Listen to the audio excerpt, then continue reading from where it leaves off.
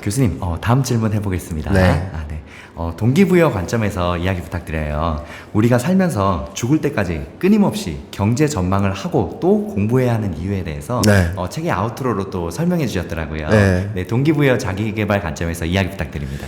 그러니까 우리는 경제의 주체입니다. 그러니까 여러분이 경제의 주체예요. 경제의 3대 주체. 가계, 기업, 정부. 기억나십니까? 여러분은 가계예요.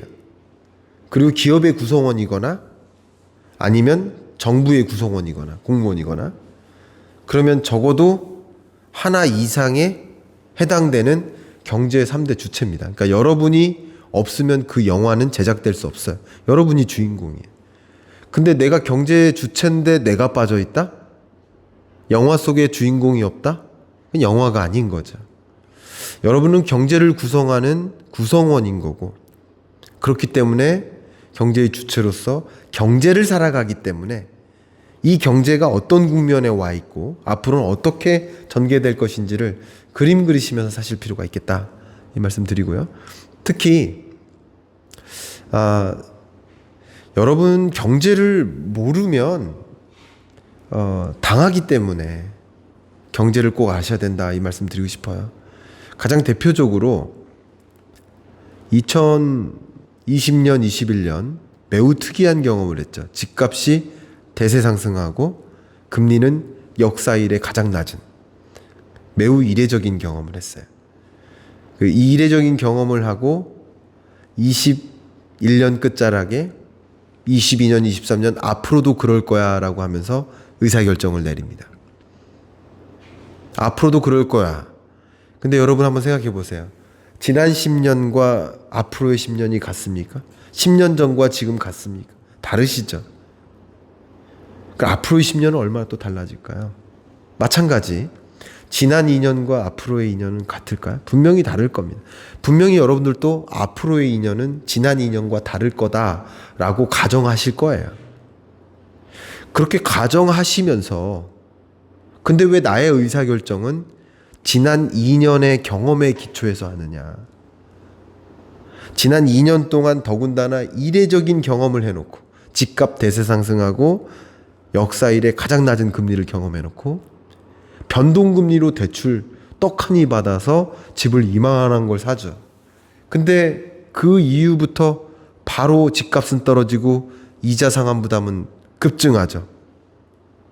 사실 집 사고 대출 받는 행동은 과거에 기초할 게 아니라 앞으로 경제가 어떨까요? 라는 질문을 던지고 질문에 대해서 답을 찾은 다음에 의사결정 해야 될 일인데, 왜 앞으로는 어떨까요? 라는 질문을 던지지 않고 지난 2년 동안에 이랬으니까 앞으로도 그럴 거야 라는 잘못된 전제로 의사결정하느냐. 그런 관점에서 우리는 앞으로 경제가 어떨까요? 라는 질문을 끊임없이 던져야 된다. 여러분은 경제를 구성하는 주인공이고, 그렇기 때문에 실리적으로도 앞으로 경제가 어떨까? 그러면 나는 어떻게 대응할까? 이런 걸 고민하셔야 되고, 적어도 집을 투자의 대상이냐 아니냐라고 판단하는 것은 각자의 철학에 따라 달린 것이기 때문에 강요하고 싶진 않습니다만, 그래서 집값 떨어져도 집 사야 되는 겁니다 라고 말씀하신다면 거기에 대해서는 제가 추가적으로 의견을 드리고 싶진 않습니다만, 적어도 21년 끝자락에 87.5%가 변동금리로 대출받는 일은 없었을 것이다. 역사상 가장 낮은 이례적인 금리 때 87.5% 머저리티가 변동금리로 대출받았기 때문에 대출 받자마자 이자 상환 부담이 쌓이는 일, 그런 극단적인 일을 경험하진 않으셨을 것이다.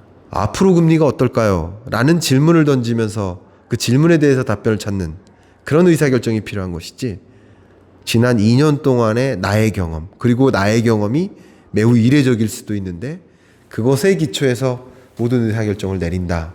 이것은 뭐 안타깝지만 좋은 의사결정이 아닐 수도 있겠다 생각하기 때문에 경제를 바로 진단하고 가장 합리적인 객관적으로 경기를 판단하고 의사결정 내리는 그런 데 있어서 경제 공부는 반드시 필요하겠다. 제가 6년, 7년 전에 썼던 첫 책이 경제 읽어주는 남자인데요. 그 책에 남겼던 한 문장이 있는데 그 문장을 그 이후에 발간하는 모든 책에 똑같이 쓰고 있습니다. 그 문장이 경제를 모르고 투자하는 일은 눈을 감고 운전하는 것과 같다. 마치 경제를 모르고 살아가고 투자하는 것은 정말 눈 감고 운전하는 거랑 비슷합니다. 여러분이 경제를 바로 알고 바로 눈 크게 뜨고 올바른 의사결정 좀 내리실 수 있는데 오늘 이야기가 좀 참조가 됐으면 좋겠습니다. 교수님, 오늘 저희가 사실 그 시간이 많이 좀 부족했는데 네. 짧게 하나만 더 여쭤볼게요. 저는 최근에 교수님 유튜브 채널뿐만 아니라 JTBS에서도 뵙고 네. 뉴스에서 요즘 많이 나오고 계세요. 예.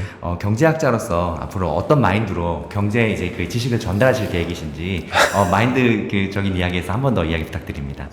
짧게 해주셔도 돼요. 저의 마음은 경제를 올바로 수용하셨으면 좋겠다. 정치 중립적으로 경제를 경제로 판단하셨으면 좋겠다. 그리고 종목 물어보고 그런 게 아니라 나 스스로 판단하는 그런 능력을 가지셨으면 좋겠다. 건전한 생태계가 조성됐으면 좋겠다 하는 마음으로 경기를 판단하고 또 앞으로 경제가 어떨지 전망하고 하는 의사결정을 또 스스로 하실 수 있는 그런 여러분들, 소위 말하는 경제 문맹을 벗었으면 좋겠다. 그렇게 하기 위해 좀 앞으로도 노력하고 싶습니다. 네, 알겠습니다. 교수님, 다음에 저희 또 출연 요청 한 번 더 부탁드립니다. 당연히요. 주기적으로 예. 계속 뵙고 싶어요. 예. 좋은 말씀을 너무 많이 해주셔서. 찾아주셔서 감사합니다. 네, 교수님 그러면 또 다음 시간에 뵙겠습니다. 오늘 네. 나와주셔서 감사합니다. 감사합니다. 감사합니다.